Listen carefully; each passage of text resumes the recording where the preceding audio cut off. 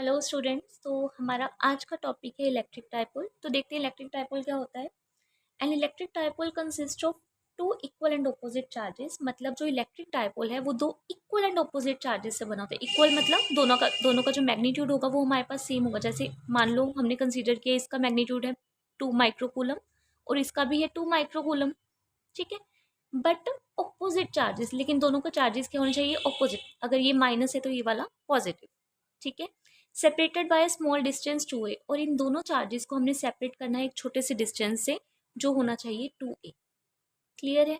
अब अगर हम कंसीडर करें कि इसका सेंटर कोई O है तो इस सेंटर O से माइनस क्यू का जो डिस्टेंस होगा वो होगा a।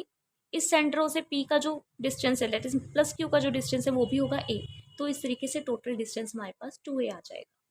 दोबारा सुनो, इलेक्ट्रिक डाइपोल कब बनता है, जब हम दो इक्वल एंड ऑपोजिट चार्जेस को किसी fix distance small distance 2a से सेपरेट करते हैं। क्लियर। नेक्स्ट आ जाएगा हमारे पास इलेक्ट्रिक डाइपोल मोमेंट।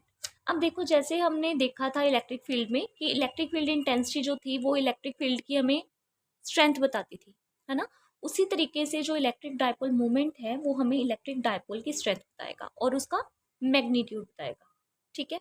देखो, it is a product of the either charge and shortest distance between them. मतलब ये इन दोनों में से किसी भी चार्ज को हम कंसिडर कर सकते हैं। इन दोनों में से किसी भी एक चार्ज का इन दोनों के बीच में जो शॉर्टेस्ट डिस्टेंस है दैट इज 2a, उसके साथ प्रोडक्ट होता है।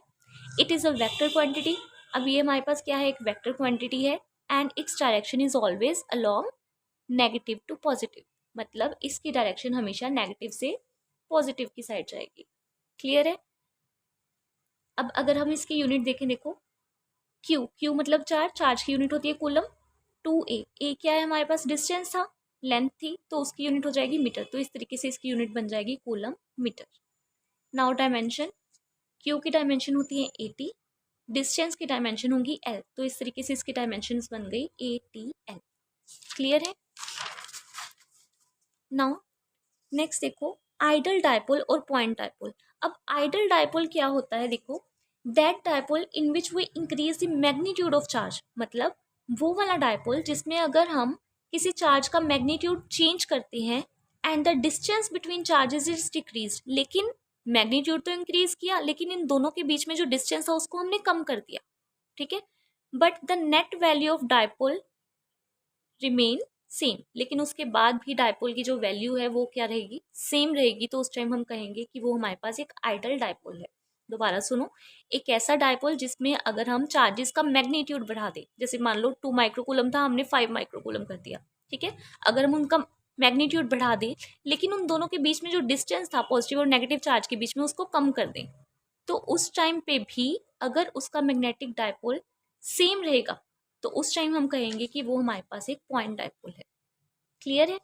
नेक्स्ट आ गया डाइपोल फील्ड। डाइपोल फील्ड क्या होगा, सेम जैसे हमने इलेक्ट्रिक फील्ड का पढ़ा था उसी तरीके से है ये भी। It is space around the dipole in which it's electric field can be experienced. मतलब वो वाली स्पेस जिसके बीच में जो इसका इफेक्ट है वो एक्सपीरियंस किया जा सकता है, उसको हम बोलेंगे डाइपोल फील्ड। क्लियर है ये चीज।